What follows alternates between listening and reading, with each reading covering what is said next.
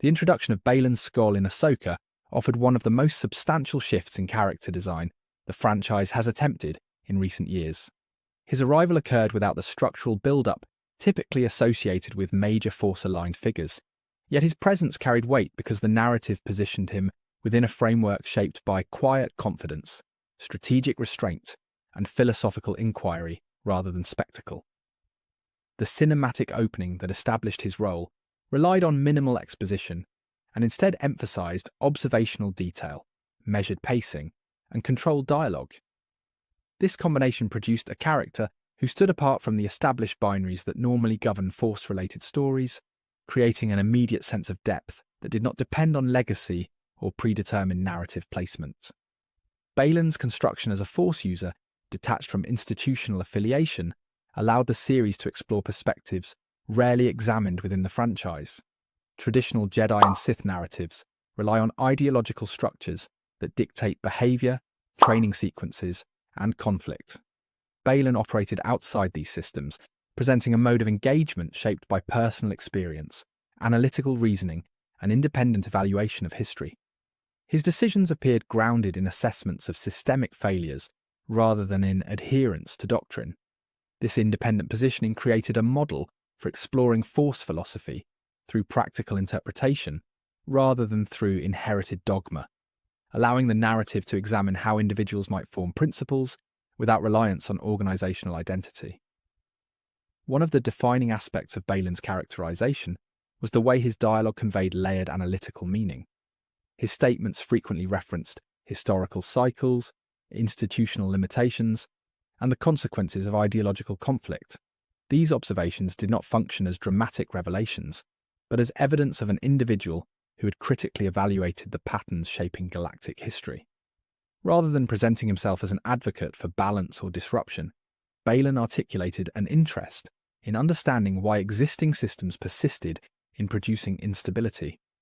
This approach distinguished him from characters driven by ambition or moral certainty, because his inquiries reflected an attempt to interpret the galaxy through structural analysis rather than through emotional reaction. Baylan's actions reinforced this analytical orientation by demonstrating a consistent preference for strategic restraint. In scenarios where other Force users might rely on aggression or symbolic gesture, Baylan relied on observation, evaluation of opponent behavior, and controlled deployment of Force. His combat decisions emphasized efficiency over spectacle, indicating that he viewed violence as a functional tool rather than as an expression of identity. This methodical approach aligned with his broader philosophical posture, highlighting a character who prioritized understanding and precision over assertive demonstration. Through this emphasis on discipline, Baylan introduced a model of Force-driven action that detached itself from both Jedi pacifism and Sith aggression. The dynamic between Baylan and Shin Hati provided additional insight into his conceptual framework. Their interactions emphasized mentorship based on guidance rather than authority, shaping a relationship defined by analysis rather than indoctrination. Baylan's instructions did not enforce strict adherence to doctrine, but encouraged evaluation, independence, and readiness for unpredictable conditions. This structure contrasted with traditional master-apprentice dynamics often portrayed within the franchise, where hierarchical discipline governs training practices. Baylan's approach demonstrated a theory of instruction that prioritized adaptability, situational awareness, and conceptual clarity, presenting a nuanced alternative to established mentorship models within Star Wars storytelling. Baylan's history, though largely unspoken, contributed to the sense of grounded realism that defined his character. His perspective suggested that he had navigated institutional collapse, ideological disillusionment, and shifting political structures. Instead of reacting with bitterness, he appeared to interpret these developments as evidence of systemic failure, requiring analysis rather than reconstruction. His outlook suggested neither allegiance to past orders nor desire to replicate them. This absence of attachment to institutional legacy allowed the narrative to explore the Force through a lens shaped by post-war experience rather than through idealized recollection, presenting a version of Force interpretation rooted in lived consequences rather than inherited narratives. The characterization of Baylan also benefited from the narrative's emphasis on controlled pacing. Scenes featuring him often prioritize silence, environmental observation, and minimal movement, allowing subtext to shape viewer perception. Instead of accelerating dialogue to reveal motivations quickly, the series permitted ambiguity to function as a structural device. This approach created a framework where Baylan's presence carried analytical significance, because the audience was encouraged to interpret his behavior through contextual cues rather than explicit explanation. Such narrative design reinforced the idea that complexity can arise not from elaborate exposition, but from consistent, deliberate restraint.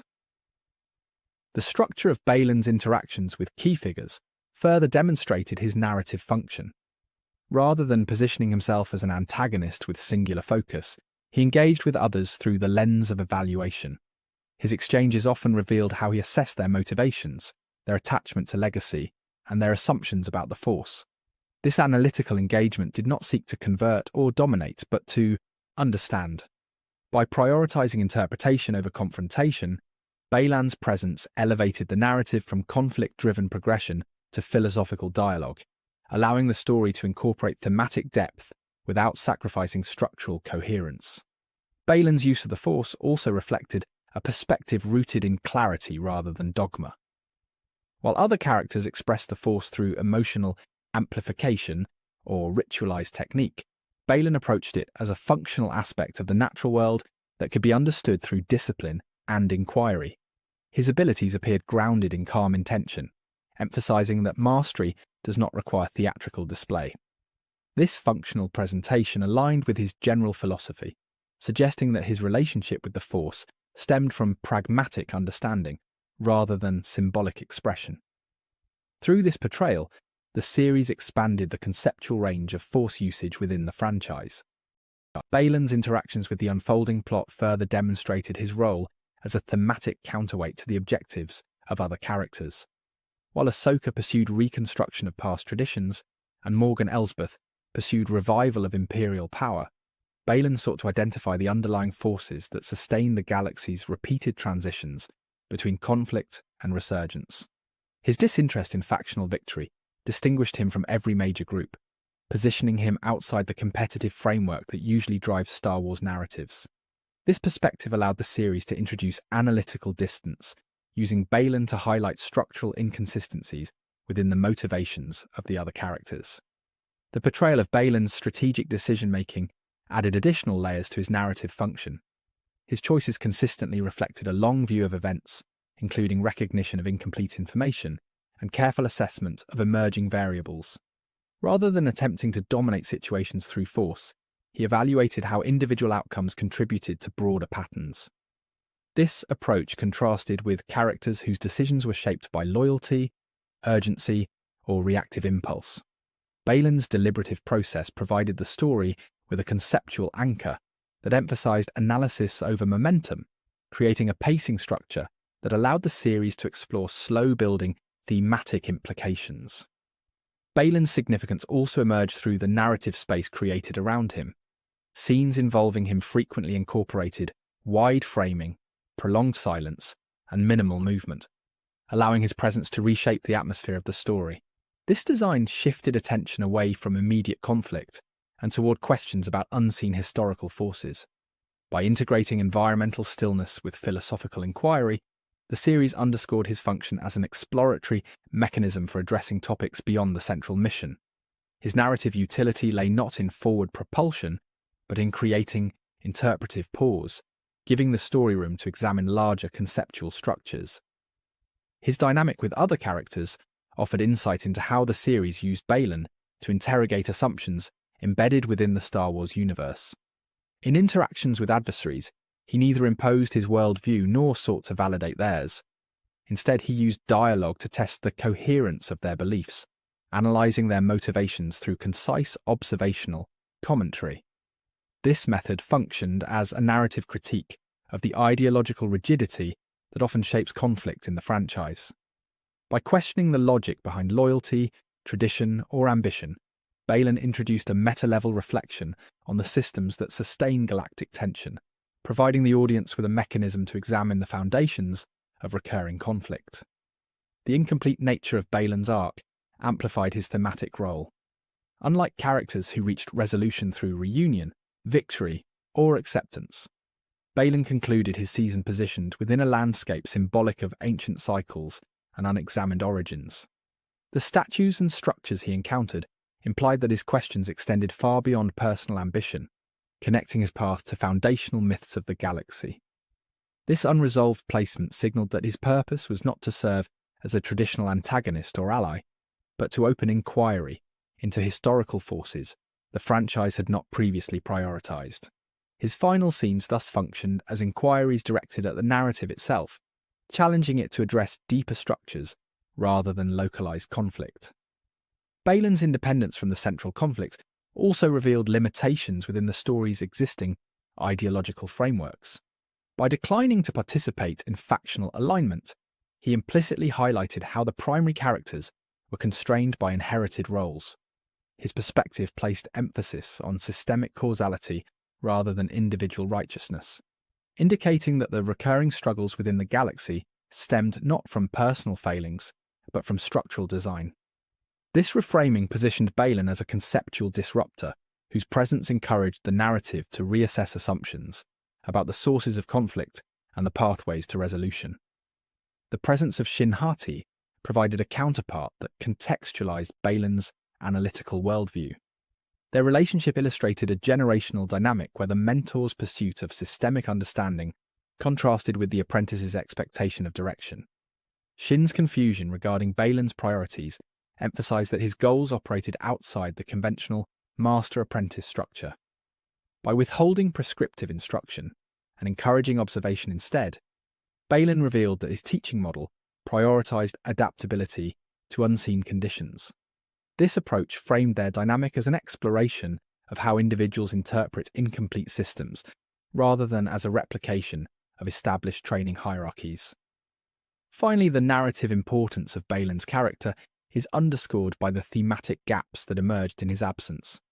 His presence introduced questions about the long-term forces shaping the galaxy, yet his departure from the story left these inquiries unresolved, creating deliberate space for future exploration.